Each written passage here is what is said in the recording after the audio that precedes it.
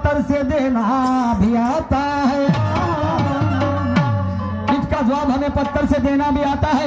अरे तुम्हारे इरादों को चकनाचूर कर देना भी आता है। तुम तो समझते होंगे अपने आप को मान्यवर जी, पर ध्यान में रखना तुम्हें झुकना नहीं बल्कि झुकाना भी आता है। असं का म्हणतो, आपल्या पोराचं शेंबूड तर कोणीही बाई पुसते, आपल्या पोराच्या शेंबूड तर कोणीही बाई पुसते, पण जे दुसऱ्याच्या पोराचे अश्रू पुसते आणि त्याच्यामध्ये मला माझा महात्मा ज्योतिबा फुले दिसते। गरीबाच्या परिस्थितीला कोणी हसते, पण जे दुसऱ्याच्या दुःखाले आपलं समजून बसते आणि त्याच्यामध्ये मला माझा छत्रपती शिवाजी महाराज दिसते, छत्रपती शिवाजी महाराज दिसते। पण आता इकडे काय झालंय, एकीकडे जसं दिसते तसं नसते म्हणून जग फसते, जसं दिसते तसं नसते म्हणून जग फसते आणि मंदिरापेक्षा गर्दी दारूच्या दुकानात जास्त दिसते। मंदिरापेक्षा गर्दी दारूच्या दुकानात जास्त दिसते आणि या आमच्या बायाच्या पंक्तीला वाळणेवाल्याचं मोतीर बसते। हो, माणसाची पंगत राहू द्या, पंक्तीचं जीवन राहू द्या, आता वाळणेवाल्याचे नखरे ढकरे पहा। मग वाळणेवाले जे पोरं राहते का नाही माणसाच्या पंक्तीला, एक म्हणते मा हात दुखते, दुसरं म्हणते मा पाय दुखते, तिसरं म्हणते मा मस्तक दुखते, त्याच्या माय बहीण दुखते माझी दुखते। माणसाच्या पंक्तीला याचे हातपाय भरून येते आणि जशी का आमच्या माय बहिणीची पंगत बसली तर दुसरे पोरं वाळत राहते, त्याला का म्हणते हे दीडशाईने ज्याचे हातपाय दुख होते ते दे दे थांब थांब थांब थांब थांब थांब, तू लहान आहेस तुला नाही वाढतायत। माणसाच्या पंक्तीला रे लमचे भाड खाय हो, शेण खाय हो, आणि म्हणून जसं दिसते तसं नसते म्हणून जग फसते आणि मंदिरापेक्षा गर्दी दारूच्या दुकानात जास्त दिसते। या आमच्या बायाच्या पंक्तीला वाळणेवाल्याचं मोतीर बसते आणि जवान पोरगी पाहून तिला देवका देवका करते। देवका देवका म्हणते जी देव भाग्य घे ना, थोडसा घे ना, एक घास घे, माझ्या दिवसासाठी पोळी घे, भाजी घे। ते आमची मायबाई नाही म्हणत जाते मा पोट भरलाय भाऊ, तरी हाका म्हणत जाते। जसं दिसते तसं नसते म्हणून जग फसते, मंदिरापेक्षा गर्दी दारूच्या दुकानात जास्त दिसते। या आमच्या बायाच्या पंक्तीला वाळणेवाल्याचा मोतीर बसते आणि जवान पोरगी पंक्तीला देवका देवका करते। त्या पोरीची माय तिच्या बाजूला बसली राहते आणि ते जेव्हा खेकावून धावते, ते जेव्हा त्या पोट्ट्यावर खेकावून धावते, आता पोट्ट बालटी घेऊन घरामध्ये पडते। अरे बापरे, पोट्ट बालटी घेऊन घरामध्ये पडते आणि घाई घुईनं कढीच्या डवला वरणामध्ये टाकते। अरे बापरे, घाई घुईनं कढीच्या डवला वरणामध्ये टाकते आणि खाणेवाले म्हणते साला वरण आंबट काऊन लागतं, आंबट काऊन लागतं। येणारा जाणारा पाहुणा शिव्या देत जाते आणि अशी दारूची पेटी भाऊ कामामध्ये लागते। अरे बाबा, आणि म्हणून म्हणतो जिकडे तिकडे झाली आहे ढोर पंगत। ढोर पंगत म्हणजे हे बप्पे पार्टी, बप्पे पार्टी। जसे कैदी लागले जेलमधून सुटून आले, भेटते का नाही, भेटते का नाही, मार घेतात घेते, मला भेटते का मा कुत्र्याला भेटते, समजलं का नाही। आणि म्हणून म्हणतो जिकडे तिकडे झाली आहे ढोर पंगत, वाळणेवाल्याच्या पोटावर लात पडली, कुठं कुठं होते सगळ्याच ठिकाणी नाही। निशांतला माफ करा मात्र सत्य लपत नाही, सत्य लपत नाही, सत्य लपत नाही। जिथे सत्य सांगणारा तुझा होते तिथे चोराला सोडून संन्याशाला सजा होते। जिथे सत्य सांगणारा तुझा होते तिथे चोराला सोडून संन्याशाला सजा होते आणि नंगेशाही मध्ये ज्याले ज्याले मजा येते त्याच्या घरी आसाराम बापूची पूजा होते। प्रश्न झाले, दिवसभर का प्रश्नच विचारत राहशील का? आणि याच्या पलीकडे ना काही नाही, तुझ्याकडे काहीच नाही। आता हे प्रश्न उत्तराची वेळ राहिली। ओके माय, नाही नाही सांगायचे तुम्ही माय बाप हो, दिवसभर हा प्रश्नच विचारत राहील। तू का मास्तर आहेस का कोणत्या शाळेमध्ये? नाही बाप्पा, पावजे बरं मला तुला 7-12। ओके माय, आणि एक किंवा दोन प्रश्न ठीक झाले, गाण्याच्या माध्यमातून एक, शायरी गीताच्या माध्यमातून एक। वा रे वा, काय हरकत नाही, विचार तू दिवसभर, त्यासाठी मी समजलं का नाही, तुझ्याच हाताने मरायचं आहे मला, खमसून घ्या, खमसून, काही हरकत नाही। आणि म्हणून बहुत समय बीत चुका यार अभी तक मजा नहीं आई साली। बरोबर है, बहुत समय बीत चुका यार अभी तक मजा नहीं आई साली। और बैठे बैठे कहीं लोगों ने बीड़ी और चिलम कहाँ से पकड़ कर लाया इसको, ये शायरी करता का हमाली, अरे इससे तो अच्छा गाना गाता मेरे गांव का माली, भादरने वाला। हाँ, आणि म्हणून शाहीर साहेबांना गाणं म्हटलं, समजलं की नाही, हात धरून पाय किती आहे धार। ओके मा, धरून पाय म्हणते आणि तू खोलून पहिले हो जा तयार। अरे बापा झाला, असं काय हरकत नाही। आणि माझं सुद्धा गाणं आहे, पाय मी कसं टाकतो आता। ओके मा, टाका टाका, आर पार वाटत तर पाहिजे। पटली मला पोरी लागला नक्की नंबर,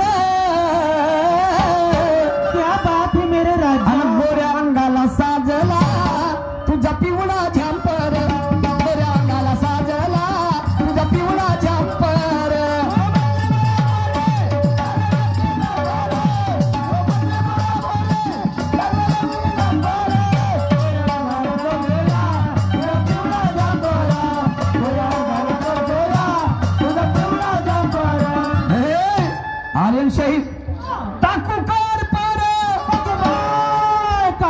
तात्ताजी.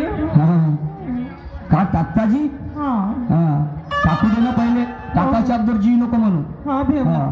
समजलं का नाही? आता आर्यन शाहीला घेतल्यासारखं वाटन बरं. ओके माय काजी ज्ञान नाही का? आणि म्हणून तो पायनं मांग बसून कसा पाहते गुजूर गुजूर. अरे बापरे. जसा एखादी झोपेतून बुड्ढ कसं पाहते त्या पद्धतीने पाहून त्याला गुजूर गुजूर. मीठ मीठ मीठ मीठ. टाकू कर पार माझी तेलाची तलवार आणि बोतड तू जातो अवजार. ये माया घरी ये, लावून घेतो चांगला कांसीनं धार. आणि बोतड तू जातो अवजार आता लावून घे ना धार. बोतड तू जातो अवजार आता लावून घे ना धार.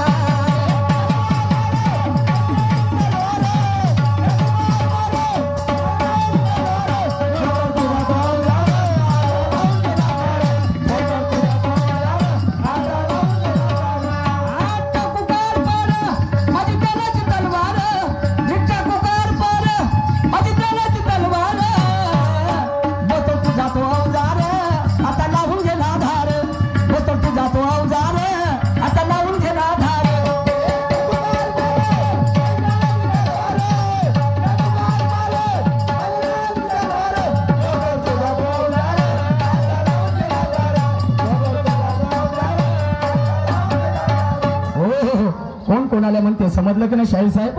मी तुम्हाला म्हणणार नाही, माझ्या गाण्याला आधार आहे. तर एक अकलीचं कोद्या असते, अकलीचं कोद्या. शाहीर साहेब फोद्या ऐकलं मी, पोद्या नाही ऐकली अजून. फोद्या ऐकली म्हणजे होडीले बोमलते तो फोद्या नाही. फोद्या ऐकली, कोद्या नाही. कोद्या कायले म्हणते समजलं? कायले? ज्याला जो मतीमंद असते, अच्छा, ज्याला बिनबुडाचं गडवं म्हणतात, ज्याला डोकं नसते. समजलं की नाही? हो का? अंगानं वाढला पण ओकली नाही वाढला त्याने. सन्माननीय आमचे आदर्श विनायकजी हावरे साहेब खुरसगाववाले यांच्याकडं आमच्या पार्टीला 50 रुपयाचं भेट मिळालेल्या विचारधारेवर पार्टी आभारी आहे.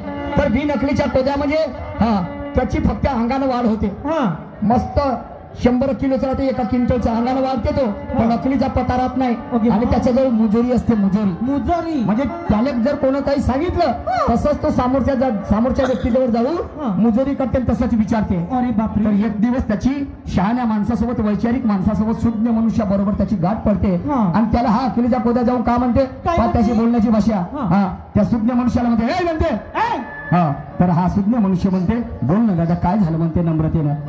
तर मला सांग म्हणते, एक प्रश्न विचारायचा म्हणते तुले. तर कोणता जी? सांग ना दादा, बोल ना.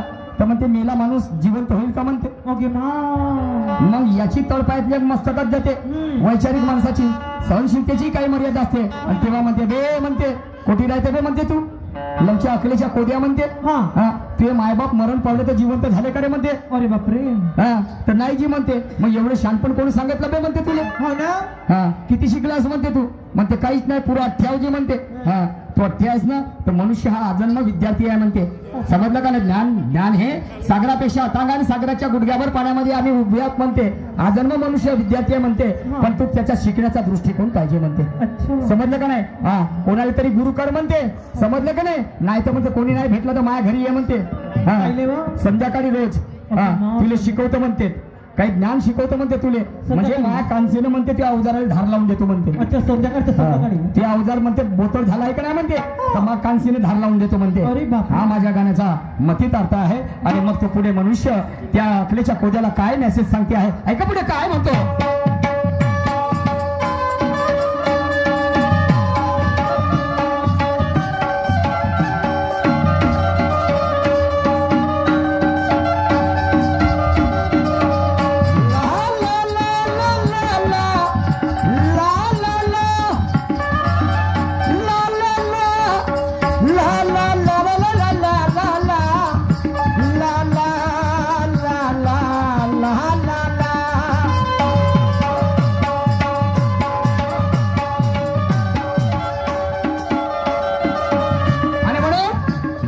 चाहे कितना भी छोटा हो उसे कभी कमजोर मत समझना मेरे परवरदिगार। दुश्मन चाहे कितना भी छोटा हो उसे कभी कमजोर मत समझना और अपनी औकात देखे बगैर किसी से मत उलझना। अपनी औकात देखे बगैर किसी से मत उलझना। आणि ते आम्ही जेव्हा दुसऱ्यावर प्रहार करतो तेव्हा आम्ही आमची लायकी ओळखतो जी। समजलं की नाही? असं काम नाही भूमी आहे तो बघ दिया पिछीचा आहे तो हद्दिया. हद्दिया. आता पुढे काय म्हणतो